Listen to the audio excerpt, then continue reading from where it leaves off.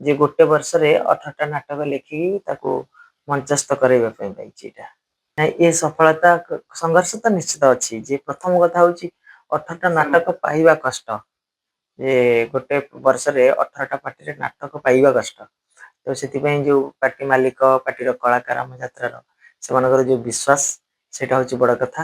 ଦ୍ୱିତୀୟରେ 18ଟା ନାଟକ ଲେଖିବା ଯଦିଓ ଅସମ୍ଭବ ତ ସେଥିପାଇଁ ପ୍ରତିଦିନ ଯଦି 18 ଘଣ୍ଟା ସମୟ ଦବ ଜଣେ ଲେଖିପାରିବ। ତେଣୁ କଲେଜ 7 ଘଣ୍ଟା ଛାଡିଲା ପରେ ଆଉ ଯୋଉ ବାକି ତକ ସମୟ ମୁଁ ଲେଖାରେ ହିଁ ଦେଇଛି ଏ ବର୍ଷ। ମୋର ଭଲ ନାଟକ ଯୋଉ ଅଛି ଗୋଟେ ଶ୍ରୀମନ୍ଦିରର ଜାନୁଆର ଯୋଉଥିରେ କାହ୍ନା ଟିକେ ଅଭିନୟ କରୁଛନ୍ତି। ଆଉ ଗୋଟେ ଅଛି ଭୋଳା ଶଙ୍କର ସେ ସିଂହ ବାହିନୀ।